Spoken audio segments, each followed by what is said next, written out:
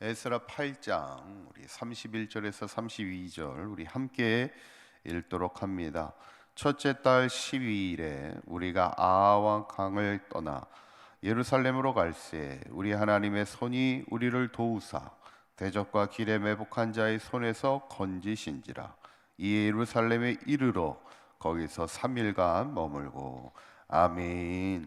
우리 지난 시간에 이제 에스라가 2차 귀환을 진행하면서 모인 사람 가운데 레위 사람들이 없어요. 하나님의 성전에서 일해야 될 사람들이 없을 때 급하게 하나님의 성전을 섬길 자를 찾게 되는 것을 보게 됩니다.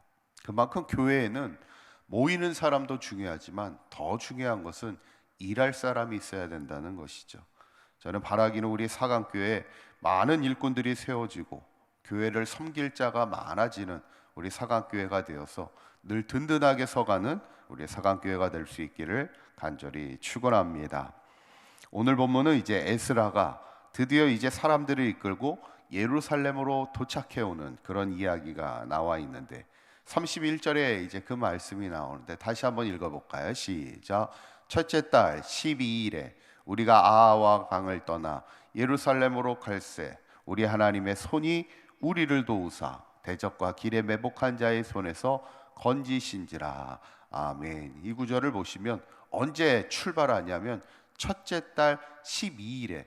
그러니까 성경은 비교적 정확하게 기록하고자 합니다. 이게 이제 역사적인 분명한 기록을 통해서 우리에게 그 사실을 알리고 있는데, 원래는 모이기는 첫째 달 첫째 날 딱 1월 1일 날 모입니다. 그런데 지금 방금 말씀드렸지만 딱 모여 보니까 하나님의 성전에서 일할 사람들이 없는 거예요. 그래서 급하게 에스라가 명령하여 하나님의 성전을 위하여 일할 섬길 자를 찾으라, 그렇게 해서 그 레위 사람들을 불러 모으게 돼서 이제 조금 한 열 이틀 늦게 출발하게 됩니다. 그래서 출발 자체가 첫째 달 12일에 이제 예루살렘을 향해 출발하게 하는데, 그 과정에 어떤 얘기를 하냐면 우리 하나님의 손이 우리를 도우사 대적과 길에 매복한 자의 손에서 건지셨다 그랬어요. 지난 시간에도 말씀을 나눴지만 에스라가 하나님 앞에 출발하기 전에 뭘 했냐면 기도를 하잖아요. 특별히 무엇을 위해 기도합니까?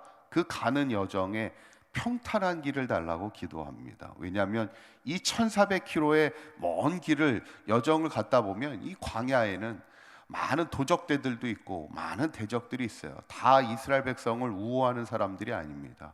그러다 보니까 하나님 앞에 평탄하게 갈 수 있도록 하나님 도와주세요, 이렇게 기도를 했는데, 오늘 그 고백이 뭐냐면 예루살렘으로 가게 되는데 우리 하나님이, 참 우리라는 말, 우리 하나님의 손이 우리를 도우셔서 대적들과 길에 매복한 자의 손에서 우리를 건져주셔서 안전하게 예루살렘까지 도착할 수 있었음을 그가 고백하는 것을 이제 보게 되죠.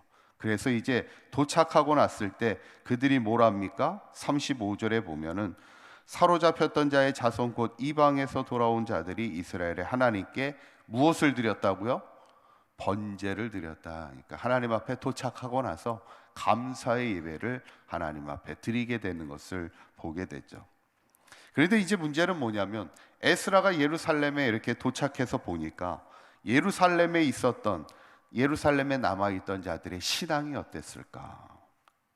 9장부터 이제 그 이야기가 시작이 되는데 9장 1절에 있는 말씀을 한번 보시면 그 당시 예루살렘에 남아있던 자들의 신앙의 모습이 이렇다고 기록하는데, 한번 읽어보시죠. 시작. 2일 후에 방백들이 내게 나와 이르되 이스라엘 백성과 제사장들과 레위 사람들이 이 땅 백성들에게서 떠나지 아니하고 가나안 사람들과 헷 사람들과 브리스 사람들과 여부스 사람들과 암몬 사람들과 모압 사람들과 애굽 사람들과 아모리 사람들의 가증한 일을 행하여, 이렇게 기록합니다.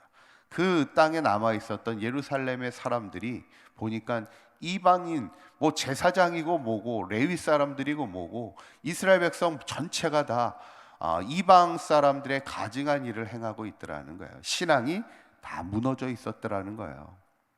근데 그 가증한 대표적인 일이 뭐냐면 그 다음 구절에 보면 2절에 이런 얘기를 합니다. 읽어보시죠. 시작. 그들의 딸을 맞이하여 아내와 며느리로 삼아 거룩한 자손이 그 지방 사람들과 서로 섞이게 하는데 방백들과 고관들이 이 죄에 더욱 으뜸이 되었다 하는지라 그랬어요.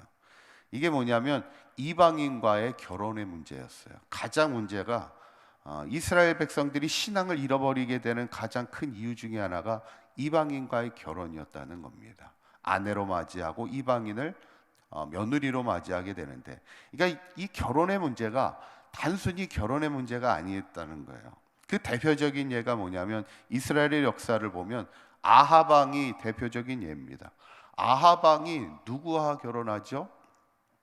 아합 왕이 그 우상의 딸이었던 이세벨과 결혼을 하잖아요.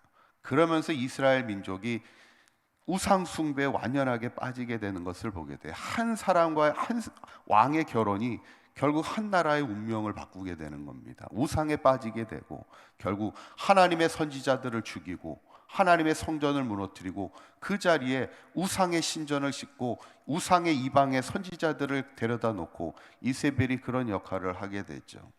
가끔 제가 이렇게 신방을 하다 보면 가끔 이렇게 성도님들 가운데 속상한 얘기를 하면서 자녀들의 얘기를 할 때가 있어요.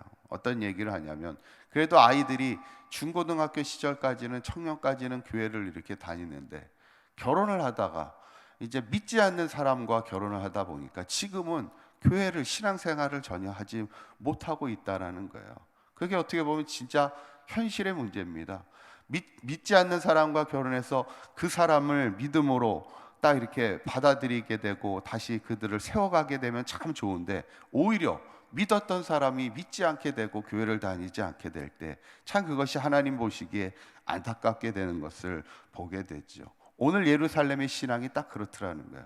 예루살렘이 나라가 멸망되면서 많은 이들이 포로로 끌려가고 남아있는 이들은 하나님을 향한 신앙을 잃어버리고 이제는 이방 사람들과 섞이게 돼서 이제는 더 이상 하나님의 백성이라는 거룩함을 잃어버린 채 살아가고 있는 것이 예루살렘의 모습이었고, 이것 때문에 이제 에스라가 돌아와서는 이스라엘을 신앙으로 회복시키는 일에 이제 앞장서면서 철저히 이방인과의 결혼을 금지시키면서 철저히 하나님의 말씀과 율법을 따라 살아가게 하는 그 신앙에 앞서가는 것을 이제 에스라가 하는데, 오늘 본문에 이제 가장 큰 문제가 나오는 게 뭐냐면 2절에 있는 말씀을 다시 한번 보여주시면, 이런 가증한 일을 하며 서로 섞이며 이방인과 통용하며 살아가게 될 때의 문제는 뭐냐면, 마지막 부분을 보면 뭐라고 나오냐면 방백들과 고관들이 이 죄에 더욱 으뜸이 되었다 하는지라, 이 9절입니다.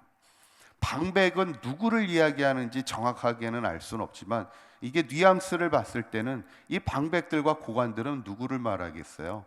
그 당시 지도자들을 얘기합니다. 어떻게 보면 리더들을 얘기하는 거예요. 그런데 이 지도자들급 리더들이 죄에 대해서 더욱 으뜸이 되었다는 거예요.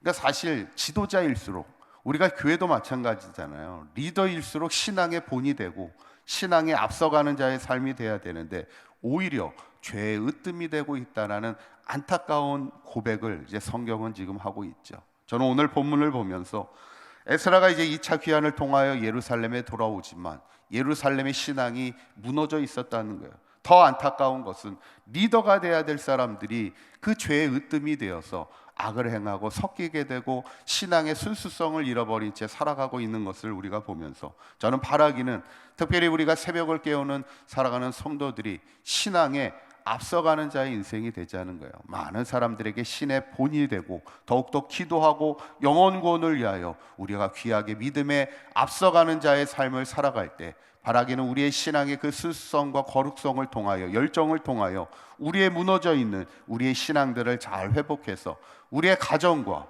우리의 교회와 이 나라, 이 민족의 무너진 신앙을 잘 세워가는 일에 귀하게 쓰임받는 저와 여러분들의 삶이 되시기를 주님의 이름으로 간절히 축원합니다. 기도합니다. 고맙고 감사하신 하나님, 오늘 에스라가 하나님의 도우심으로 예루살렘에 돌아오지만 예루살렘 땅은 하나님을 향한 거룩한 신앙을 잃어버린 채 세상의 가증한 일을 따라 살아가게 됨을 보게 됩니다. 또한 리더들이 죄의 으뜸이 되는 안타까운 신앙의 모습을 보게 될 때 바라기는 우리 사강교회 모든 성도들 죄에 앞서가는 자의 삶이 되지 않게 하시고 신앙의 으뜸이 되는 삶이 되게 하여 주셔서 이 시대 우리를 통하여 무너진 신앙을 회복하게 하여 주실 때 하나님 우리의 가정과 우리의 교회와 이 나라와 이 민족의 무너진 신앙들이 회복되게 하시고 한국교회가 다시 일어나 하나님의 영광을 위하여 귀하게 쓰임받는 이 나라와 이 민족 한국교회의 모든 성도들이 될 수 있도록 인도하여 주시옵소서. 오늘도 주님과 동행하는 복된 하루가 되게 하시고 어디에서 무엇을 하든지 하나님의 영광이 되는 거룩한 삶이 되도록 주님 인도하여 주시옵소서.